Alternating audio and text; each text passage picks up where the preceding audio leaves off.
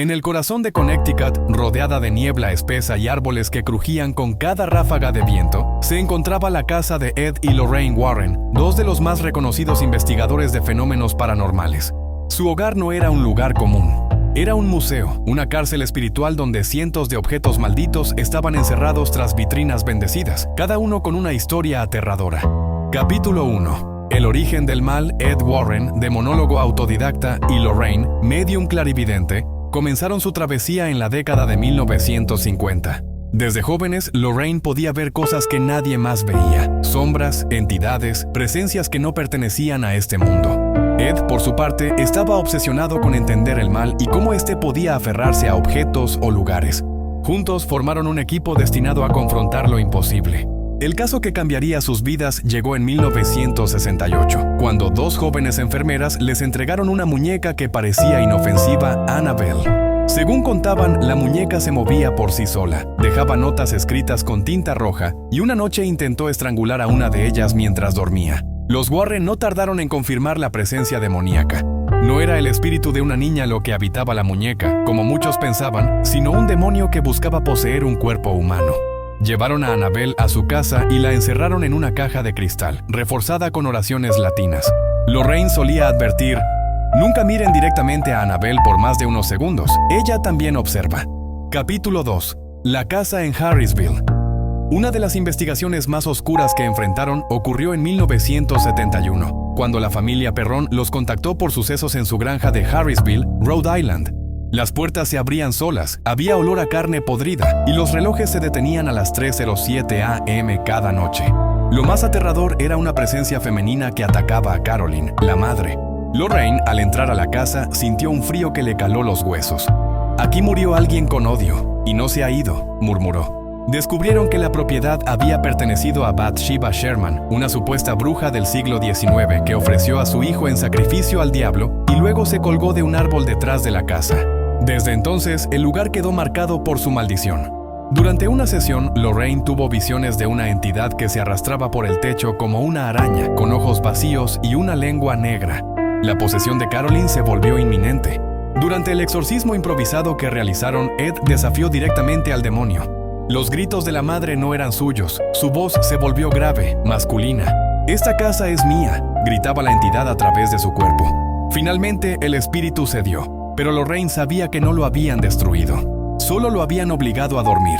Capítulo 3. El caso Enfield. A finales de los años 70, en Inglaterra, los Warren viajaron a investigar otro fenómeno, una familia acosada por un poltergeist en el barrio de Enfield. Janet, la hija de 11 años, hablaba con voces que no eran suyas. Muebles volaban, crucifijos se rompían y se escuchaban golpes en las paredes a toda hora. Durante una sesión, Lorraine entró en trance y vio la figura de un anciano con los ojos vacíos que decía: «Morí en esta silla y no dejaré que nadie más la ocupe».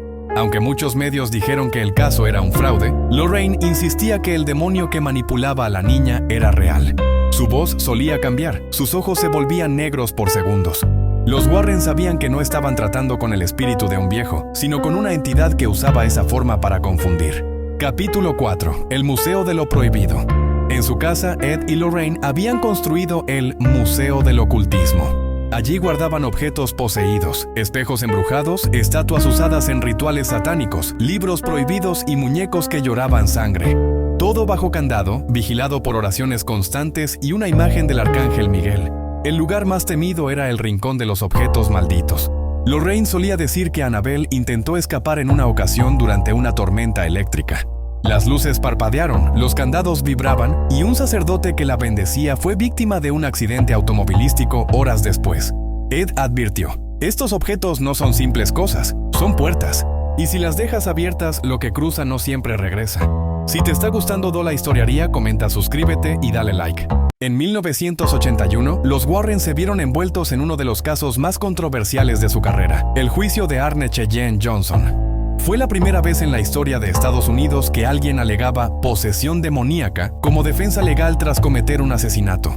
Todo comenzó cuando los Warren acudieron a ayudar al pequeño David Glatzel, de 11 años, quien mostraba signos extremos de posesión, levitaciones, gruñidos inhumanos y conocimiento de cosas que no podía saber.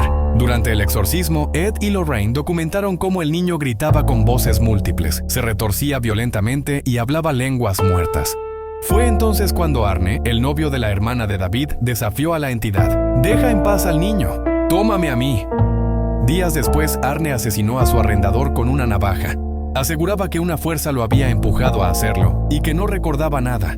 Lorraine declaró en el juicio que el demonio había saltado de David a Arne durante el exorcismo. Aunque el tribunal no aceptó la defensa sobrenatural, Arne fue condenado por homicidio involuntario. Ese caso marcó un antes y un después. La prensa se dividía entre los que apoyaban a los Warren y los que los acusaban de charlatanería. Pero en privado, Lorraine confesó: «Vi la sombra que entró en él, y no era humana». Capítulo 6. La sombra de los Warren. No todos los casos eran simples apariciones o casas encantadas. En ocasiones, Ed y Lorraine se enfrentaban a verdaderas sectas de adoradores del diablo. En uno de sus expedientes más oscuros, documentaron una serie de rituales satánicos en los bosques de Connecticut, donde encontraron altares con sangre seca, símbolos invertidos y cráneos de animales. Una noche, luego de investigar uno de esos lugares, Ed sufrió un infarto. Lorraine afirmaba que era una represalia del demonio al que habían perturbado. Desde ese día, ella empezó a ver visiones del hombre torcido, una figura alta con extremidades largas que la acechaba en sueños y a veces incluso en su reflejo. Pese al deterioro físico, ambos siguieron con sus investigaciones, impulsados por la fe.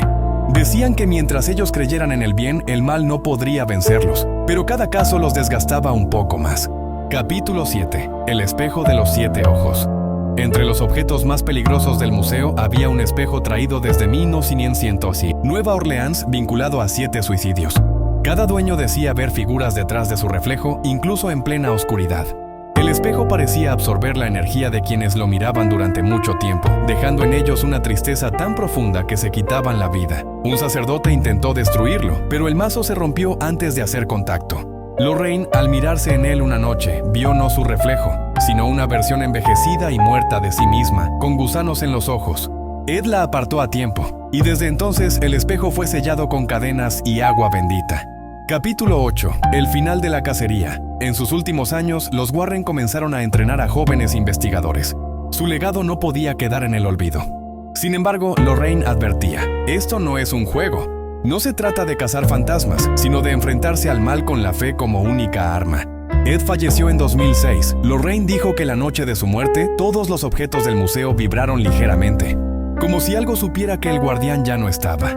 Aún así, ella continuó protegiendo el museo hasta su muerte en 2019. Nunca dejó de rezar por las almas atrapadas allí. Epílogo. La advertencia final: hoy en día el Museo de los Warren permanece cerrado al público. Se dice que muchas entidades siguen ahí dentro, en silencio, esperando. Algunos testigos aseguran que por las noches se oyen golpes desde las vitrinas selladas. Otros dicen que si te acercas demasiado al cristal que encierra a Annabelle, sentirás una presión en el pecho y una voz que susurra: «Sácame». El legado de los Warren no fue solo documentar el mal, sino advertir al mundo de que lo paranormal es real. No todos los espíritus son benignos. Algunos solo fingen serlo para entrar en tu vida. Ed lo dijo mejor: «No necesitas creer en los demonios para que ellos crean en ti». Y mientras existan personas que jueguen con lo oculto sin saber lo que despiertan, los Warren seguirán siendo recordados.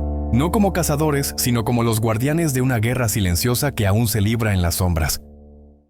Si te gustó esta historia, comenta, comparte y suscríbete para más historias de miedo. Activa la campanita, historia narrada por El Sosa y sus leyendas.